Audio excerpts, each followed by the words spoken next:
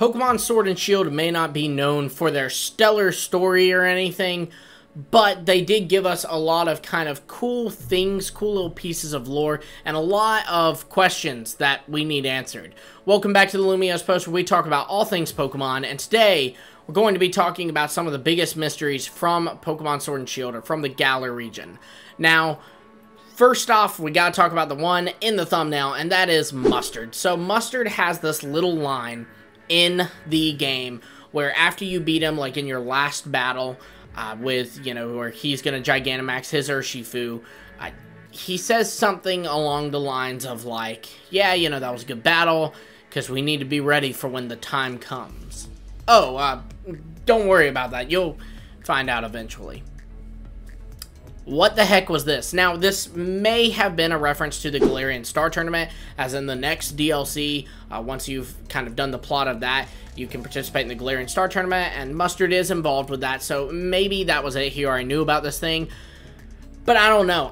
This line felt sinister to me. Like, not sinister like Mustard was evil, but it felt bigger. Like, it felt apocalyptic, kind of, you know, like, I don't know. I always thought it was something bigger. I always thought maybe he's hinting at something really crazy that's gonna happen in Gen 9, but then nothing really crazy involving Mustard happened in Gen 9, so I'm still holding out a little hope that something crazy is gonna happen in Gen 10. Mustard's gonna come back and be like, I was telling people about this a while ago. But maybe that's not the case. Maybe it was the Galarian Star Tournament. I don't know. Did you guys get this vibe from this line, or was this just me? Either way, another big mystery surrounding Mustard is kind of just the league and how the league works and all the corruption in it. It's kind of sketchy, and it makes you like question if maybe the league should be restructured in the Galar region. For those who don't know, Mustard was a champion of the Galar region, but he ended up resigned after being asked to participate in a rigged match. Then there's kind of some other little pieces that show that, you know, maybe it's rigged, a lot of the leagues. Like, one thing is that Leon is undefeated, when frankly he's not that good a trainer, so a lot of people have kind of thought maybe Leon actually has always been participating in a rigged match, when it's a match that, like, he can't win.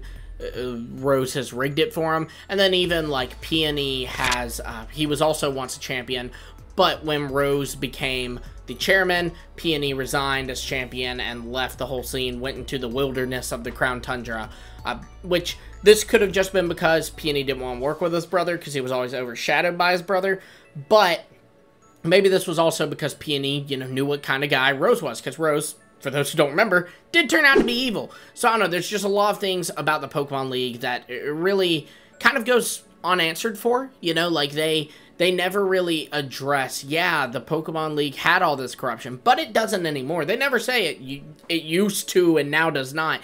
They, you know, and it's kind of implied by Mustard dealing with this, that it was before Rose. It wasn't just Rose, the evil guy, doing this, but like, this has just been a long time thing in the Pokemon League, and again, it just makes you wonder if they should change their league structure, how they determine who is the champion to another region, like say Kanto or even Paldea, where there's multiple champions. I don't know, just a thought. Now, a huge one for me, and pun absolutely intended, is Calyrex's Dynamax form. If you look at all the Pokemon, when they Dynamax, they get these little red clouds around their head and, you know, have this, like, red aura. Not Calyrex. Calyrex's is actually blue.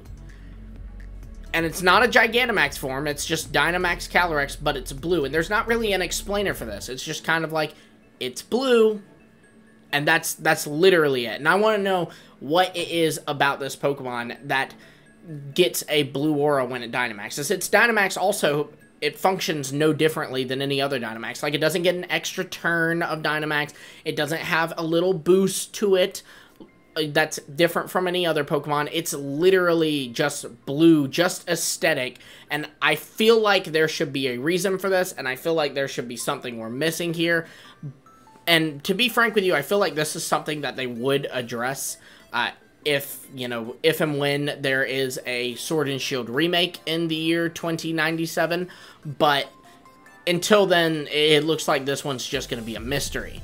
Now, another big question about one of the DLC Pokemon that I have is Kubfu. Kubfu is a Pokemon said to come from a very mountainous region, and I'm just kind of wondering where this is, you know, because at first I thought we were going to learn that Kubfu was from Hisui, because it's two evolutions, Urshifu Single Strike and Urshifu Rapid Strike.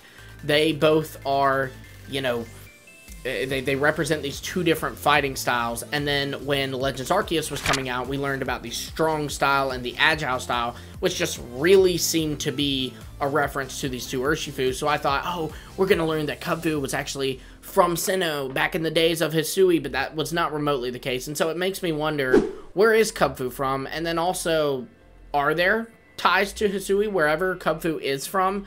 Is there some kind of tie there? I suppose there's always, because there's a lot of speculation that Kitakami could be south of Sinnoh. Maybe we find out that Kubfu is actually from Kitakami, and there's some relationship there. But I don't know, it's probably more likely that we're not going to get anything on Kubfu ever, and this is just always going to be a big mystery we have surrounding this Pokemon and its evolution, Urshifu.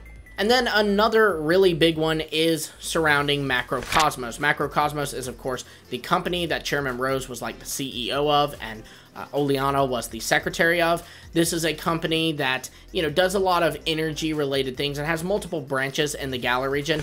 And behind the scenes, what they were doing was basically research on Eternatus. You know, Rose was using this corporation to hold Eternatus and do research on it to create a long-term sustainable energy source for the Galar region, because he was worried that the Galar region's energy supply would run out in a few years. Well, there's one interesting thing about Macrocosmos, though. After you have beaten the game, after you've beaten the league and everything, you will go to the Battle Tower, which is formerly Rose Tower, where Macrocosmos is set up, and you will talk to a Macrocosmos employee who will give you a Type Null. And basically what this Type Null is it's a Pokemon that Macrocosmos had created using notes that they had gotten from a research facility in the Alola region. Obviously, this is tied to the Ether Foundation, because the Ether Foundation created Type Null in Alola.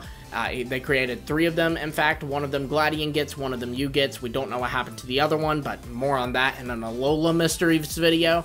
And then it seems that they gave some of their notes of Type Null to Macrocosmos. Macrocosmos studied this, and using their notes were able to create a 4th Type Null, which they then give to you, the player. But my question is, why? It's kind of random. Like, why did Macrocosmos need Type Null? What are they getting at here? I just want to know what was going on here, why they were creating Type Null. Type Null was also supposed to be like an Ultra Beast killer. So why would Macrocosmos be studying on how to create an Ultra Beast killer? Was this purely for fun? Was this purely experimental? Or is this perhaps because they thought Eternatus was an Ultra Beast? It does have a very similar design to them, and so they were creating Type Null in the hopes that it could defeat Eternatus should Eternatus ever get out. Maybe even this is them knowing about the Ultra Wormholes appearing in the Crown Tundra and creating a Type Null for it. I don't know, but it's a mystery, and it's one that I want solved. Hopefully, again, we'll get it solved in Sword and Shield remakes in 2097.